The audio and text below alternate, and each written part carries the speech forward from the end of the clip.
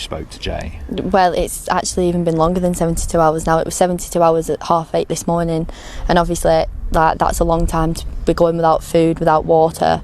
And I just think with the amount of time that's gone by, I feel like a little bit more could have been done on the authorities' part over here. But yeah, it's been awful. Honestly, I've never been so worried in my life. My gosh, this girl can talk really fast, can't she? And the amount of times that she says "like" is unbelievable. Is she talking really fast because she's nervous, or is it because she's lying?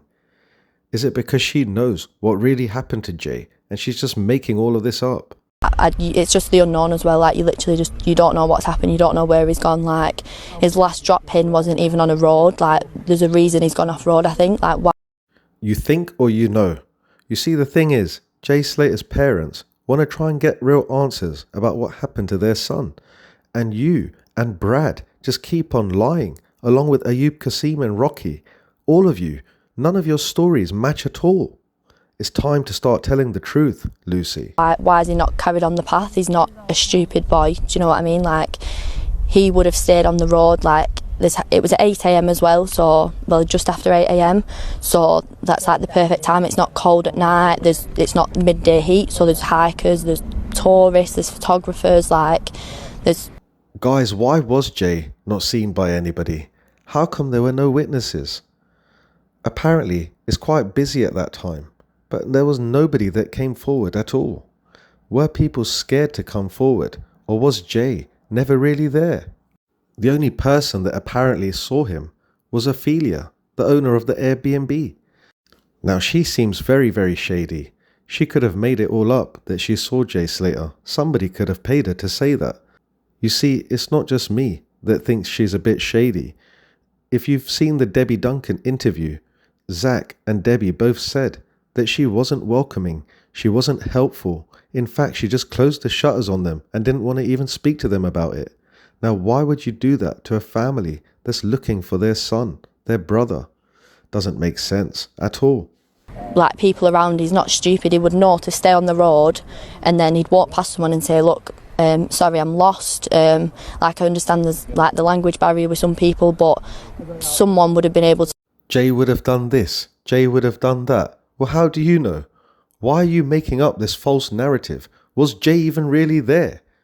Lucy, why are you lying for? We know that you're lying because you've been caught out lying. Speak English, he would have been able to communicate efficiently to let them know that he had no phone, he had no water. Hang on a sec. Did I just hear that right? Did she just say Jay didn't have a phone with him? Guys, I've got to rewind this and hear this again. Let's also slow it down just to make sure that we're hearing this right. Let them know that he had no phone, he had no water, and he was stuck up here. Why has he gone off the road? There's unanswered questions. There's unanswered questions. Well, yes, there certainly are. You keep lying, and we need to try and find out the truth. You see, you've been talking about how Jay left you a pinpoint location off the road, how Jay called you, how Jay did this, how Jay did that. But now you've just said that Jay didn't even have his phone with him, which actually fits in to what we've all been thinking, that all these Snapchat pictures from his phone were not from him. I feel like they're not. I feel like they are. When we look at Jay's final 3 Snapchats, the first one doesn't even look like him. It looks more like Tom Hilton. There's something not right about that picture. The second picture is just a blanket, the camera pointing downwards. You can't see his face. You can't actually see anything in regards to Jay Slater.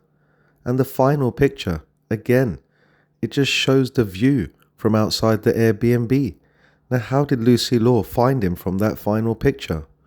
Well, we know that she lied. She actually called Ayub Kasim. Listening to Debbie Duncan's interview, she also doesn't seem that happy with Lucy Law. She seems quite disappointed in Lucy Law, the fact that she called the police straight away and she didn't call the mother straight away. The way Debbie Duncan spoke in her interview, it's almost like she knows that Lucy Law is lying to her and keeping secrets from her.